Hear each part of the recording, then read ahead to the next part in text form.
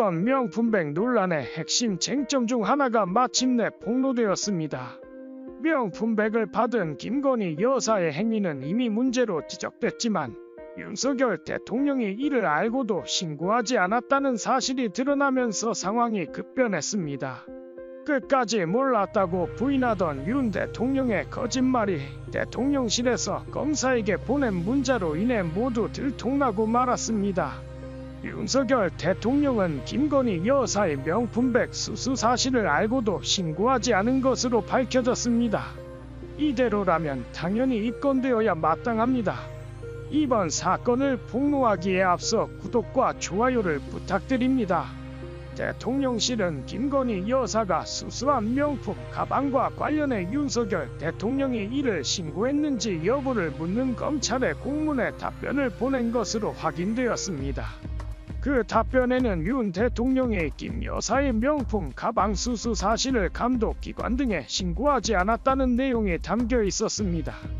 윤 대통령은 지난해 11월에 이미 이 가방 수수 사실을 알고 있었다고 합니다. 법의 수호자로서 검찰총장 출신인 대통령이 법 앞에 무너질 처지에 놓인 셈입니다. 실제로 최근 서울중앙지검 형사 1부는 대통령실에 윤 대통령의 신고 의무 이행 여부를 확인하는 공문을 보낸 것으로 드러났습니다. 검찰은 윤 대통령이 김 여사의 가방 수수 사실을 인지한 뒤 신고 의무를 이행했는지, 만약 신고하지 않았다면 그 이유가 무엇인지 등을 철저히 조사하고 있습니다. 김 여사는 지난 20일 비공개 출장 조사에서 윤 대통령이 명품 가방 수수 사실을 인지한 시점이 지난해 11월 서울의 소리에 취재 요청이 들어왔을 때라고 진술했습니다. 대통령실은 26일 해당 명품 가방을 제출하면서 그와 관련된 공문 회신도 함께 제출했는데, 이 외신에는 가방 수수 사실을 신고하지 않았다는 내용이 포함된 것으로 알려졌습니다. 청탁금지법은 공직자가 직무 관련 금품을 배우자가 수수한 사실을 인지하면 즉시 소속기관장이나 감독기관 등에 서면으로 신고할 의무를 부여하고 있습니다. 이를 어길 경우 공직자는 3년 이하의 징역 또는 3천만 원 이하의 벌금에 처해질 수 있습니다. 윤 대통령은 이 신고 의무를 명백히 어긴 것입니다. 탄핵의 위협이 다가오고 있는 이 시점에서 윤 대통령은 교도소 신세를 면할 수 있을까요? 검찰이 이 사실을 알고도 묵인한다면 국민들과의 전쟁을 선포한 것이나 다름없습니다. 또한 권익위의 판단 역시 납득할 수 없는 수준입니다. 앞서 국민권익위원회는 지난 6월 명품 가방 수수 관련 윤 대통령의 의혹을 종결 처리하면서 명품 가방이 직무와 관련이 없다고 판단했습니다. 직무와 관련이 없다 해도 대통령이 선물로 받은 것이므로 신고 의무가 없다는 논리를 세웠습니다. 대통령의 배우자가 외국인에게 받은 선물은 직무 관련성 여부와 상관없이 문제가 되지 않는다는 주장이었습니다. 그러나 이는 김건희 여사를 위한 방탄 논리에 불과했습니다. 윤 대통령도 이 사실을 알고 있었고 신고조차 하지 않았다는 사실이 드러난 것입니다. 이 사실을 두고 누가 변명할 수 있겠습니까? 실제로 당시 참여연대는 이와 같은 논리라면 기업이 외국인을 고용해 대통령 배우자에게 로비를 할 수 있으며 구체적인 청탁 내용이 입증되지 않는다면 청탁금지법 등 어떤 법으로도 처벌할 수 없다는 심각한 우려를 제기했습니다. 이는 청탁금지법의 근간을 흔드는 위험한 발언이자 국가적 위기 상황을 초래할 수 있는 중대한 문제로 지적되었습니다. 검찰이 대통령실의 답변을 검토한 뒤 관련자 조사를 거쳐 명품 가방과 직무 관련성 및 윤석열 대통령의 신고 의무 성립 여부를 최종 판단할 것으로 보입니다.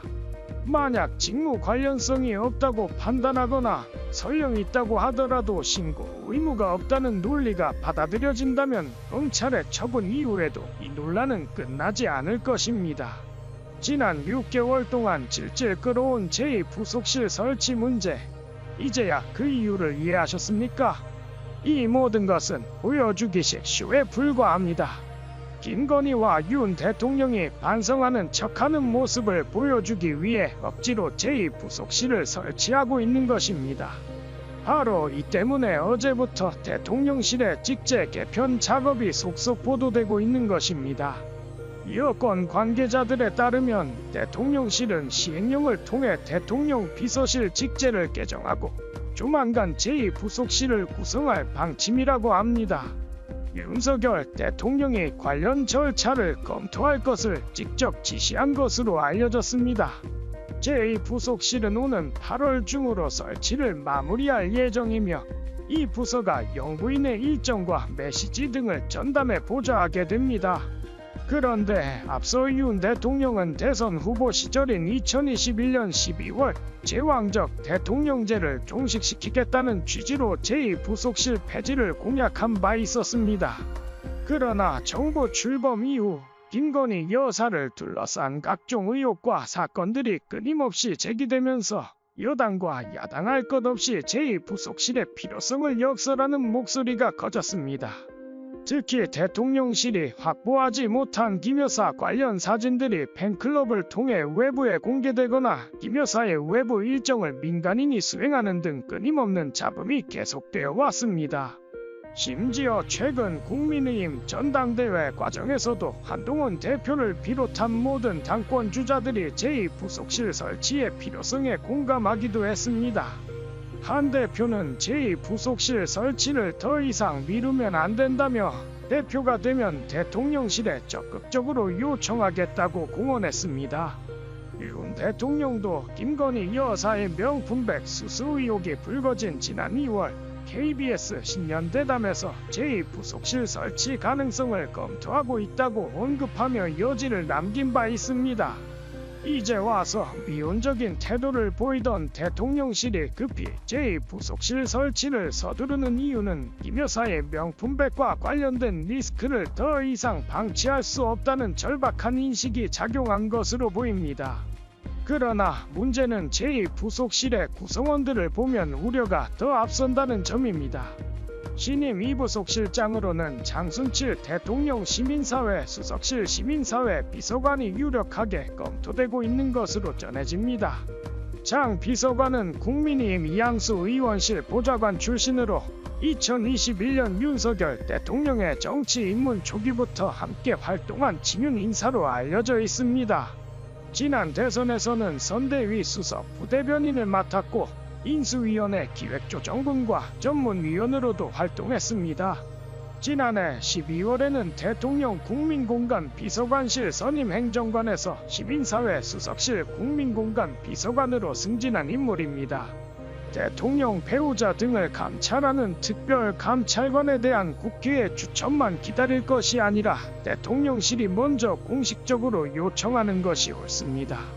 무엇보다 그간 드러난 각종 추문과 의혹을 철저히 규명하고 이에 대한 책임을 지는 것이 가장 중요합니다. 검찰 수사를 핑계로 국민 대다수가 바라는 김건희 특검법에 또다시 거부권을 행사해서는 안 됩니다. 그래야 민심도 제2부속실 설치를 꼼수로 보지 않을 것입니다. 그러나 이미 윤 대통령은 거부권을 쓸 준비를 마쳤습니다. 이진숙을 방송통신위원장으로 강행 임명하는 것도 같은 이유 아니겠습니까? 이제 국민들은 더 이상 쏘아줄 필요가 없습니다. 탄핵과 철저한 수사를 통해 국민의 힘을 보여줄 때가 왔습니다.